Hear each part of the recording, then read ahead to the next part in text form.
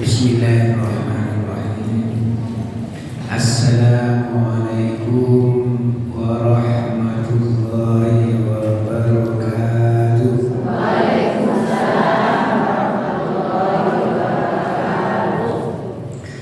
Alhamdulillah wassalatu wassalamu ala Rasulillah wa ala alihi wa sahbihi wa man tabi'ahu wa wala wa la hawla wa la quwwata illa billahi amma ba'du. Yang terhormat Ustazah Janul Baiti, yang terhormat Ustazah Sehajarillah, ibu-ibu semuanya yang dirahmati Allah. Alhamdulillah kita bersyukur kehadiran Allah Subhanahu wa taala pada siang hari ini kita diberikan kesehatan.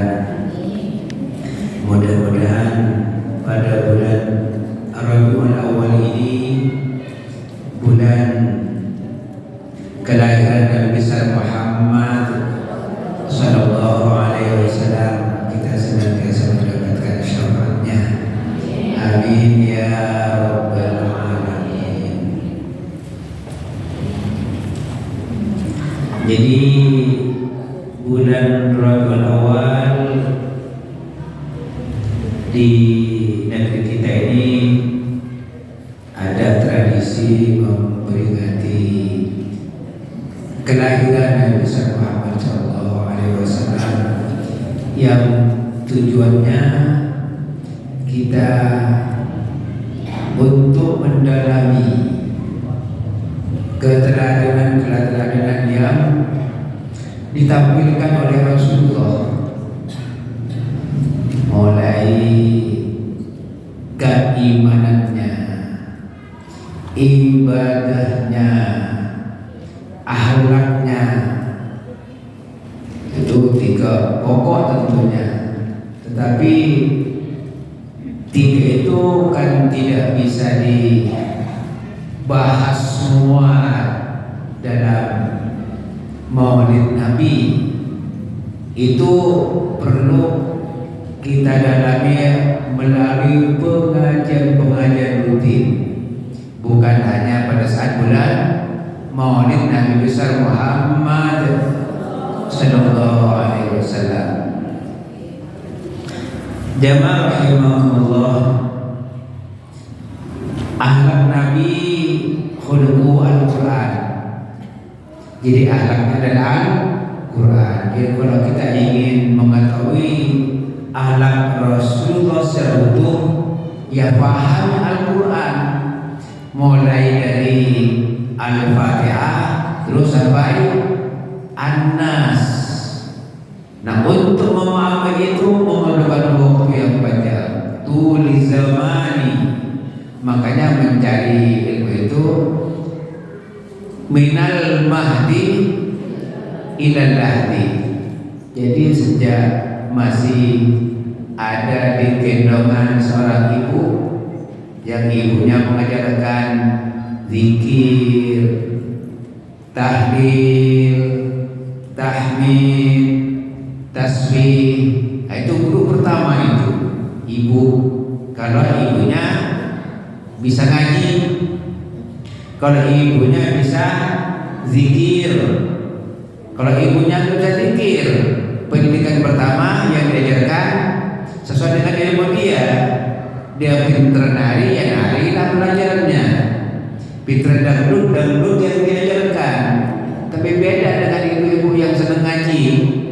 Yang pertama kali diajarkan apa? Kalimat tauhid, doa-doa.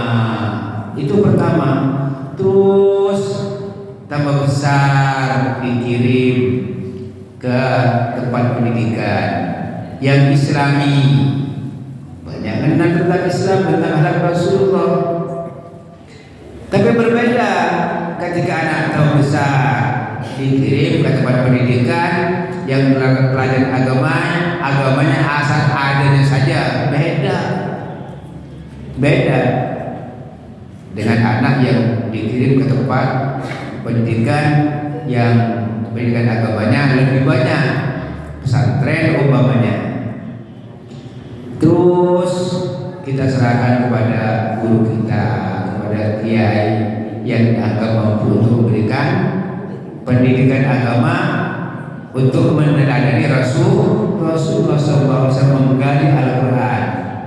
Begitu selesai dari tempat pendidikan sampai perguruan tinggi, pulang dia nggak selesai, tapi terus belajar, nikah masih belajar, punya anak masih belajar, punya cucu masih belajar, sampai masuk liang lahat.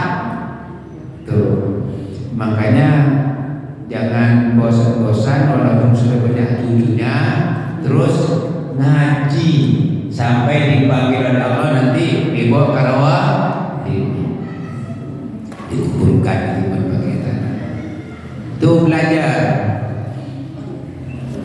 Ibu-ibu rahimakumullah, pada saat sekarang ini saya sedikit berangkat dari surat At-Taubah ayat 18.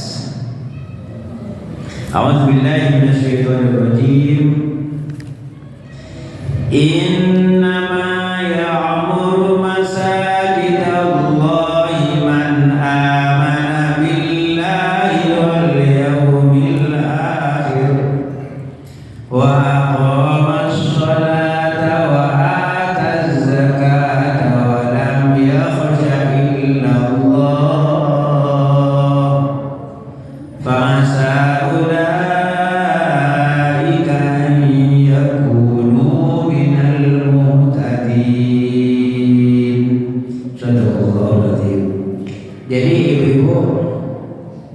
dalam ayat ini Allah memberikan informasi kepada kita. Orang yang memakmurkan masjid itu hanya orang beriman. Orang yang beriman, iman kepada Allah, iman kepada hari akhir, senang dia memakmurkan masjid, senang melaksanakan ibadah sholat, senang membayar zakat.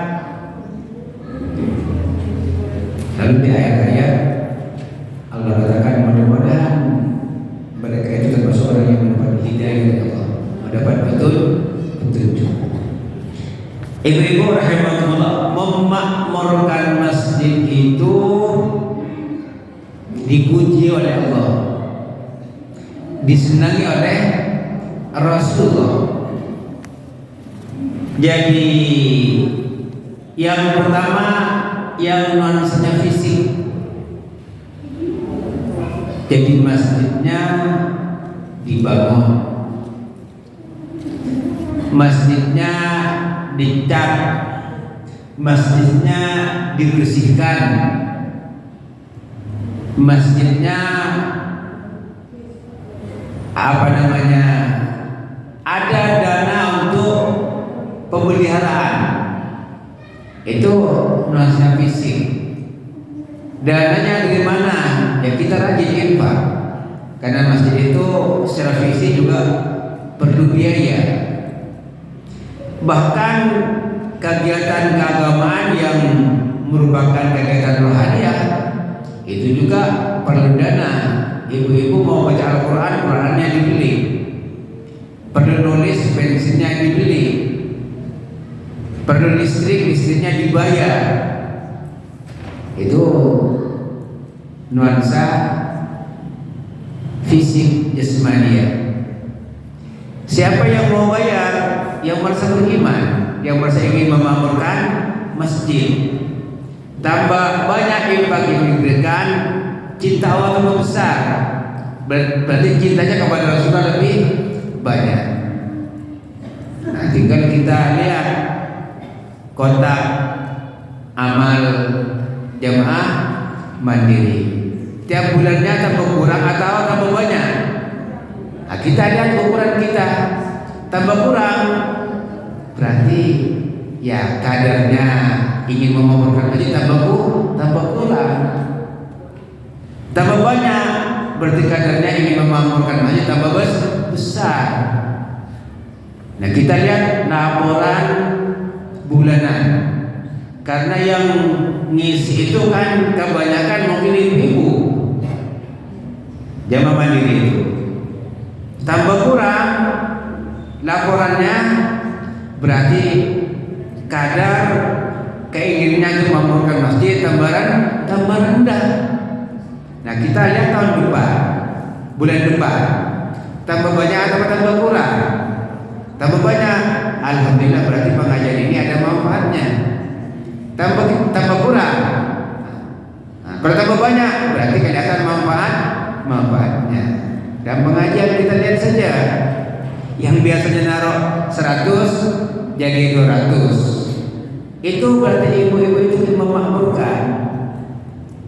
Kalau dapat 20 juta, alhamdulillah. Yang lalu 15, bulan depan 20, alhamdulillah, berarti semangatnya untuk memakmurkan masjid ada. Jadi kita lihat saja. Ibu-ibu yang berbahagia, yang kedua, yang bernuansa rohaniah. Apa? Sholatnya, ngajinya, tadarusnya, zikirnya, kajian-kajian. Nah, itu mestinya banyak. Alhamdulillah, sholatnya berjamaah tiap hari selalu penuh, terutama subuh 7 shop sampai belakang, zuhur, asar, maghrib, isya, subuh. Alhamdulillah. Nah, kalau ibu-ibu ya sholat di rumah, sholat wajib bagus. Kalau ikut sholat berjamaah enggak apa, bagus. Itu memakmurkan masjid yang bernuansa rohaniah. Jadi ada yang sifatnya jasmaniah, ada yang sifatnya rohaniah. Jadi masjid itu baitul kulli mukminin, kata Rasulullah. Masjid itu rumahnya orang yang beriman. Jadi bukan hanya rumah kita yang ditempati itu yang kita poles indah, tapi masjid juga penting dijaga keindahannya. Nah, masjid kita alhamdulillah tambah indah, tambah nyaman. Ada AC-nya, ada 6, cukup, lumayan, tidak panas lagi. Sholat enak, ngaji enak, tapi itu kan dibayar, Bu, ya. Aduknya dibayar. Siapa yang mau bayar? Yang beriman, yang ingin memakmurkan masjid. Mudah-mudahan kita semuanya dimudahkan rezekinya, sehingga tambah banyak infaknya, amin ya rabbal. Karena masjid ini ada AC, pintunya ditutup. Tuh, kebuka itu ditutup supaya tambah dingin. Nah, gitu ya. Jadi dinginnya tambah enak, nggak mubazir ya, karena itu dibayar. Bu, ada yang bertanya, ditutup pintunya, sah sholatnya yang sholat di luar? Sah dia? Sah. Nah, kemarin saya posting di grup apa itu jamaah mandiri itu, ada seorang ustadz mengutip sebuah kitab dari kitab Al-Bayan, kitab ada mazhab Syafi'i, sah. Yang penting masih ada di dalam satu bangunan masjid. Lain kalau sholatnya di depan sana itu jaraknya jauh lagi, lebih dari 300 kilo, 160 meter, ada tembok, itu nggak sah. Tapi dalam bangunan masjid begini sah. Nah, kalau saya tidak mengutip dari kitab Al-Bayan, saya mengutip dari kitab kecil saja, saya bacakan. Fa iza jama'uhuma masjidun aw jam'un sahal tidak. Jadi kalau makmum dan imam itu kumpul di satu bangunan masjid, ini di terasnya, di dalamnya, sah mengikuti imam. Sawa'un in qat'ati sufuh aw tasad, baik safnya nyambung atau terputus, sah. Sawa'un hala bainahuma ha'ilun amla, baik ada penghalang, ibu-ibu dihalangi apa? Kain. Yang di depan dihalangi pintu, tapi pintunya kalau mau dibuka bisa menuju ke imam, nggak dikepok. Di kiri ada pintu, di kanan ada pintu, hanya ditutup biar di dalam adem, di luar juga dikasih kipas angin, juga sah. Jadi ada pintunya, tutup saja pintunya, nggak apa-apa, nggak usah digembok, karena masih ada dalam satu bangunan masjid, sah. Wasawa'un jama'u makanan wa hadun amla, baik satu tempat atau tidak. Ada yang sholat di dalam sini, ada yang di samping, ada yang di teras, ada yang di kanan, di kiri, sah. Nah itu. Bahkan hatta laukan al-imamu fi mana al-ma'zanah wal ma'mu fi bikrin aw bil aksi.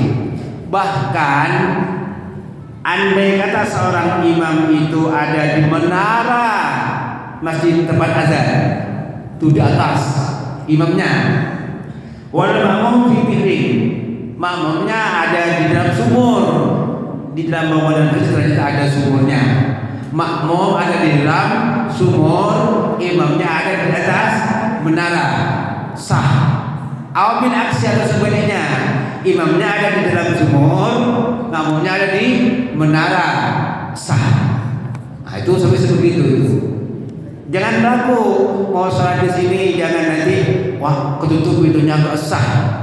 Sah, jangan ragu, nggak ada khilaf di dalam ulama. Sah, kenapa? Li'annahu kullu makanun wahidun wa huwa mabniyun lis-shalah. Karena ini dibangun dalam satu bangunan semuanya untuk sholat. Ini saya kutip di kitab kecil, ya tebalnya segini itu berbahasa Arab tuh, kayak Quran kecil lah. Tapi kalau diterjemahkan ada beberapa jilid itu. Sekarang sudah banyak terjemahnya, Kifayatul Ahya. Kalau ibu penasaran nanti beli terjemahnya, nggak bisa baca Arabnya, baca Latinnya. Itu ada di bab mengenai salat berjamaah. Nah, saya baca Arabnya ini biar tidak ragu-ragu. Bu ya, jangan khawatir salat di depan sana nggak sah, lalu mempengaruhi yang lain, udah pulang nggak sah salatnya. Nah itu nggak beres itu. Jadi baca dulu. Insya Allah di Masjid Aliyah ini banyak ustaz-ustaz kita yang ngerti. Hanya karena ada pertanyaan terpaksa pada hari ini sedikit saya kasih tahu dari kitab, bukan kata saya, di dalam kitab Kifayatul Ahya, nanti bisa baca teman-teman. Yang penting dalam syarat yang pertama untuk makmum itu, wa fi ayyi mawdi'in shalla fil masjid shalatil imam fi huwa alimun bi sholatihi ajza'ahu. Di tempat yang mana saja di dalam satu masjid yang dibangun untuk sholat, kita sholat, yang penting mengetahui sholatnya imam. Nah, mengetahui sholatnya imam itu gimana? Yang pertama, qad yakunu bi musyahadatil imam, bisa melihat imam secara langsung. Au musyahadati ba'di sufuf, atau melihat sof yang di belakang imam. Mungkin sofnya panjang sampai 10 sof. Yang penting melihat sof yang paling belakang dan dia mengikuti geraknya imam, sah salatnya. Bahkan nyambung keluar masjid masih nyambung itu, apalagi jaraknya masih nyambungnya itu kurang dari 3 stiro, kurang dari 120 meter, masih lihat sah. Tapi kalau sudah jauh lebih dari 120 meter, ada aling-aling lagi, itu beda. Itu kalau di luar masjid. Tapi kalau selama di dalam masjid nggak ada masalah. Yang berikutnya qad yakunu bisima'i sholatil imam. Mengetahui geraknya imam itu, mengenai suaranya imam itu dengan cara mendengar suaranya imam. Nah, di sini sampai ayat 10 itu kedengaran suaranya imam itu. Yang penting dengar suaranya imam. Allahu Akbar, dengar. Atau bisima'u sholatil muballigh. Dengar suaranya muballigh, suara imamnya nggak dengar, tapi suara muballighnya kita dengar. Biasanya di Arab atau di dalam hadis suka ada imamnya Allahu Akbar, ada muballigh Allahu Akbar. Itu yang kita dengar. Suara imamnya nggak kedengeran, masih sah salatnya. Jadi nggak usah ragu-ragu, tidak usah khawatir. Nah, yang kadang-kadang penting juga sedikit saya kasih tahu jemaah, kita kalau sholat ikut imam itu mulai tanda-tandanya begitu supaya pas. Sebab mendahului imam, termasuk bersamaan dengan imam, itu bukan yang diajarkan Rasulullah. Jadi yang diajarkan Rasulullah mengikuti imam. Gimana caranya? Kalau jadi imam, umpamanya sekarang mau ruku, gerak dulu, gerak baru Allahu Akbar. Jangan Allahu Akbar baru geraknya. Kalau jadi imam nanti masalah itu. Makmum kalau yang muda-muda bisa duluan, ya. Tuh. Terus kalau jadi makmum gimana? Imam ruku baru ruku, imam sujud baru sujud. Jangan Allahu Akbar makmum ikut bergerak, salah. Ya. Kadang-kadang masih terjadi juga di sini. Bukan bukan lam jalalahnya, bukan alifnya. Yang paling gampang kalau takbir baru kita bergerak. Berarti imam sudah ruku, baru bergerak. Allahu Akbar. Jangan berana Allah, jangan dari Allah, barnya baru bergerak. Banyak kita lihat, ibu perhatikan, dari A-nya sudah ikut bergerak, itu baru dengan imam namanya, bukan mengikuti di belakang. Jadi imam sudah, jadi faiza kabbara fakabbaru. Kata fa'u, jadi ikut tapi segera. Begitu imam ruku, segera ruku. Belum, bukan berjalan menuju ruku. Faiza sajada fasajadu. Kalau imam sudah sujud, segera kamu sujud. Jadi tandanya kalau suara Sami Allahu liman hamidah baru bergerak, jangan disami Allahnya. Itu yang banyak kita lihat. Baru Sami Allah udah bergerak, enggak, dengerin imam aja dulu, dah baru bergerak. Sehingga tidak mendahului imam dan tidak bersamaan dengan imam, baru kita mengikuti imam. Coba perhatikan ibu-ibu di masjid-masjid sering terjadi itu. Bahkan kadang-kadang karena dari A sudah bergerak, imamnya belum sampai di bawah, mesti diem di longok, lihat ke depan. Kok imam belum, kok aku sudah ke bawah? Karena salah. Ya, karena salah dia. Baru bergerak. Sami Allahu liman hamidah, baru bergerak itu sedikit. Dan ini perlu waktu khusus. Baik, itu sekedar tambahan supaya tidak ragu-ragu untuk mengikuti sholat berjamaah di masjid. Walaupun di teras, karena itu juga dibangun satu dengan masjid, sah. Di sebelah sana juga sah. Bagaimana? Kita bisa nunjuk ke imam, tinggal dibuka saja, kan nggak digembok. Apalagi pakai kaca seperti ini, kelihatan, ya. Baik. Idza ra'aytumur rajula mulazim masjid fashhadu lahu bil iman. Jadi kata Rasulullah, kalau kalian melihat orang yang rajin ke masjid, rajin dia ke masjid, mulazamah, rutin ngaji, rutin. Kalau sekarang jumlahnya cukup banyak, minggu depan paling sedikit seperti ini, gitu. Paling sedikit seperti ini. Alhamdulillah kalau bertambah. Yang mulazamah datang ke masjid berarti dia membangun masjid, itulah pertanda orang beriman, kata Rasulullah. Amin. Tandanya orang beriman rutin ke masjid, bukan hanya sholat berjamaah, pengajiannya rutin gitu. Ini kan saya ini ada fotonya ini. Kalau di foto tiap teman saya ketahuan siapa yang baru nongol dan siapa yang sering ketahuan. Fotonya banyak di rumah saya. Jadi ketahuan yang baru nongol sekali besok nggak nongol lagi, ketahuan tuh. Saya kan, oh kemarin nongol sekarang nggak ada. Oh setahun cuma sekali. Ketahuan bu, kan saya rekam. Ya, yang rutin ketahuan.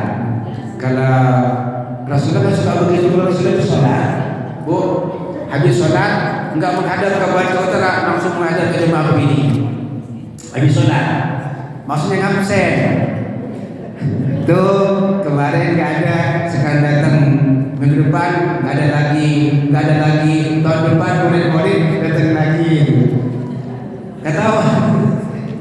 Mudah-mudahan kita ini rutin istiqomah, amin ya rabbal alamin. Man bana masjidallah kama hasil wa tatin asura banallahu baitan min jannah.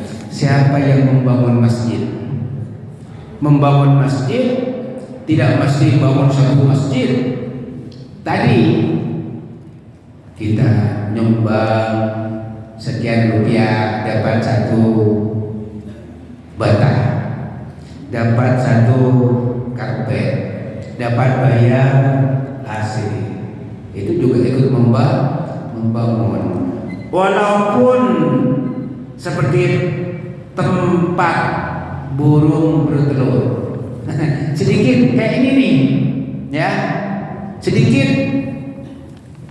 Apalagi rutin, sedikit tapi rutin. Jadi ada utama diisi, ada lupa isi. Enggak banyak tapi rutin. Tiap hari rumah ada kaleng dia mandiri, tiap hari isi, sedikit. Jadi isinya nggak harus di masjid. Di rumah juga sama, tiap hari rutin. Beda, agak banyak, tapi sekali. Baca istighfar 1000 kali, hanya tiap bulan maulid. Berselawat 1000 kali tiap bulan maulid. Beda, tiap hari beda. Infak juga begitu. Jadi membangun masjid walaupun kecil seperti sarang burung untuk bertelur, walaupun hanya seperti itu, kata Rasulullah, balasnya apa? dibangunkan surga nanti Allah Subhanahu. Di surga rumah dibangunkan rumah di surga. Mudah-mudahan kita bisa rutin membangun masjid dengan cara berinfak. Ya Allah. Bahkan dalam hadis yang lain, man basata hasiran, siapa yang menghampar tikar karpet fil masjid, di masjid, ngampar saja biar bersih, cuci, dihampar, digelar, lam tazalil malaikatu tastaghfir lahu ma tadallal hasil bil masjid, akan dimohonkan ampunan oleh malaikat selama tikar itu masih ada di masjid. Apalagi beli karpet, gelar di masjid, selama karpetnya masih ada, malaikat terus tiap detik, ya Allah ampuni si fulan, ya Allah ampuni si fulan, dia nyumbang karpet di masjid. Terus selama karpetnya masih ada, terus istighfarnya malaikat mengalir. Mau ampunan Bu, mau ampunan, didoakan malaikat, dimohonkan ampunan oleh malaikat. Malaikat juga punya dosa, pasti dijabah oleh Allah. Gelar. Makanya kalau ada yang rapi, ibu-ibu rapi, itu didoakan malaikat, didoakan malaikat, termasuk jaga kebersihan, nyiram pot-pot di depan itu. Kemarin saya lihat itu musim panas, hampir kuning semua, berarti nggak ada yang nyiram. Saya bilang sama bapak-bapak, kalau nggak disiram dia mati, itu kan dibeli dari uang jemaah juga. Jadi kalau sempat ibu lihat apa namanya membuat indah, tidak jadi indah, ikut aktif, karena ini milik kita bersama, milik semua umat Islam yang mau beriman dan ingin memakmurkan masih menjaga kebersihannya itu, mendapatkan istighfarnya malaikat. Insya masjid ini termasuk rumah yang paling dicintai Allah, yang paling dicintai ahabbul bilad ila Allah masajiduha wa abghadul bilad ila masjidha. Tempat yang paling disukai Allah masjid, dan yang paling dibenci Allah pasar. Sekarang ditanya, rajin ke pasar atau rajin ke masjid? Bu,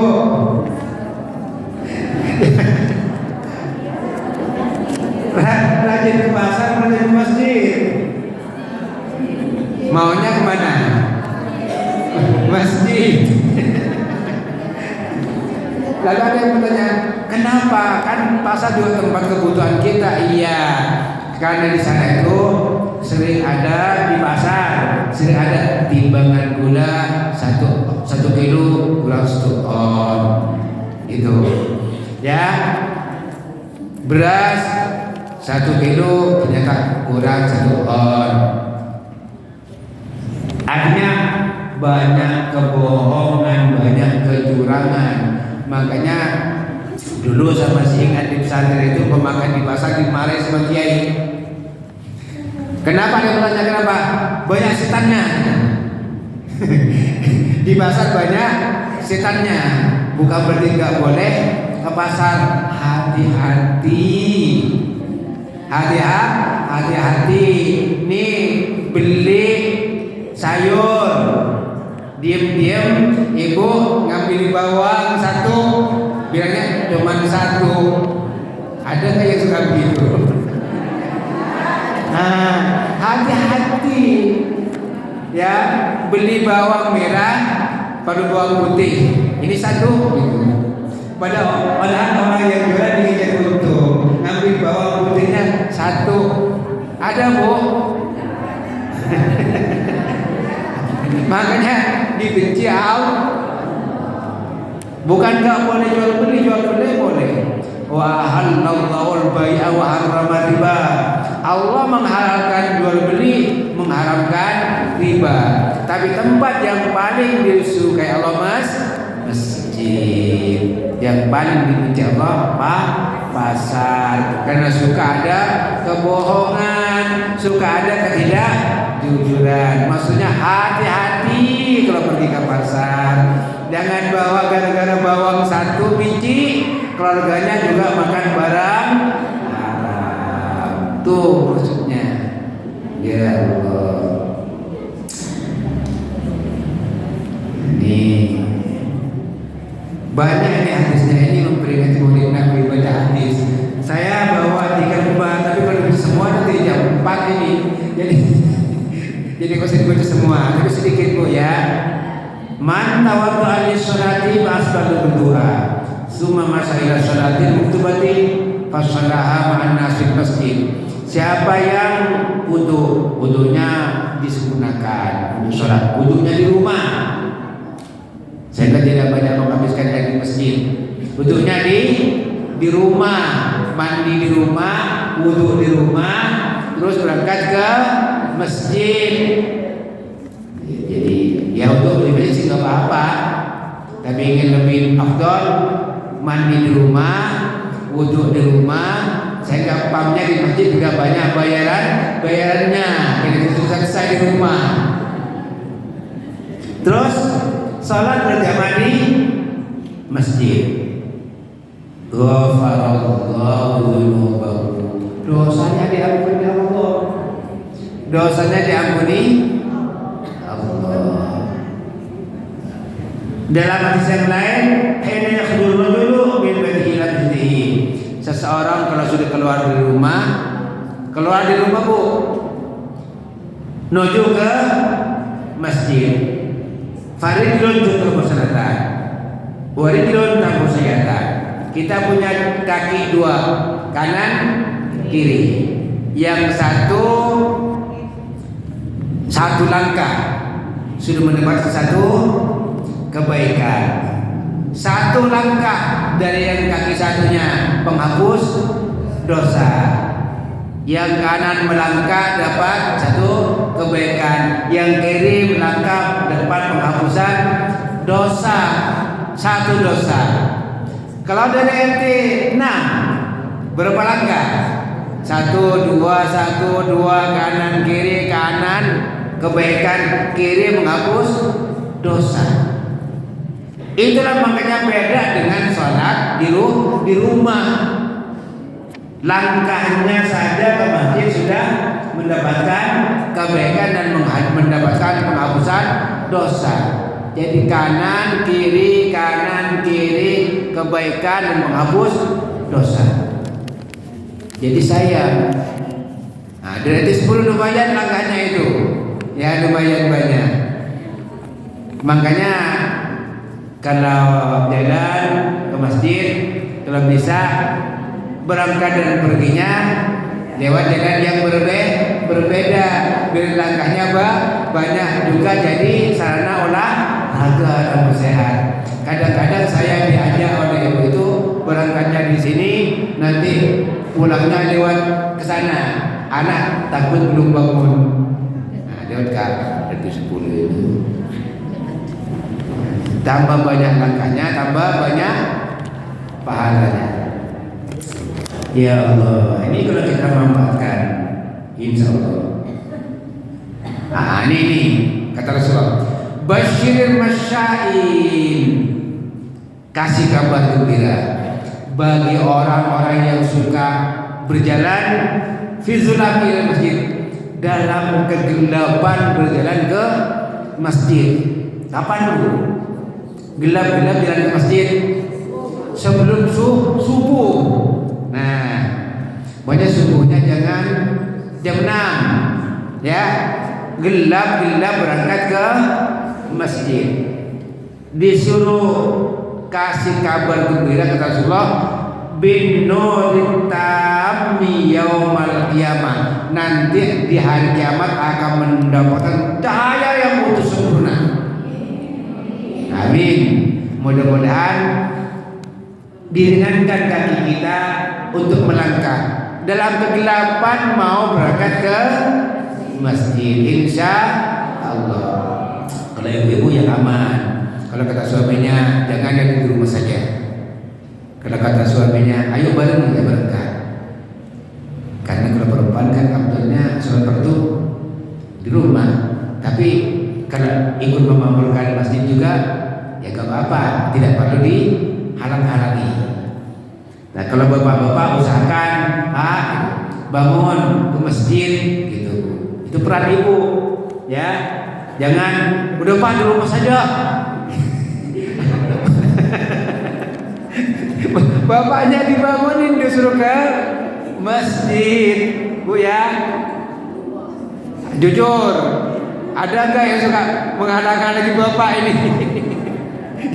Ini Pak udah dingin di rumah saja. Nah ini nggak beres ini. Bapaknya suruh ke masjid. Kalau ibu ikut ya nggak apa-apa. Tuh, ya Allah, mudah-mudahan kita senantiasa mendapatkan hidayah Allah Subhanahu Wa Taala. Dan ingat-ingat kalau masuk masjid bu, ada doanya. Hafal? Gimana?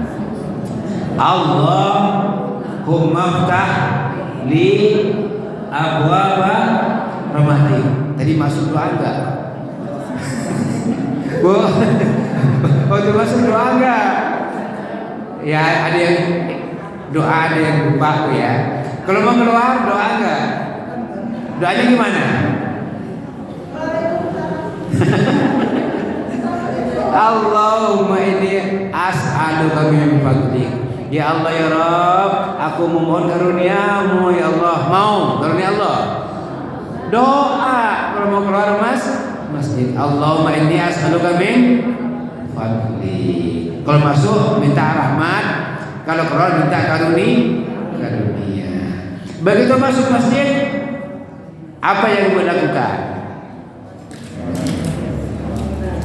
Duduk, niat i'tikaf. Tadi niat enggak? Lupa.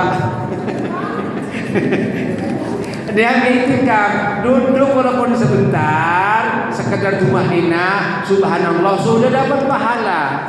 Tuh niat, sayang jangan dibuang-buang pahala itu. Niat i'tikaf, diem di dalam masjid karena Allah untuk apalagi diemnya ini lama ngaji. Diemnya saja, walaupun ibu tidur untuk pengajian dapat pahala itu.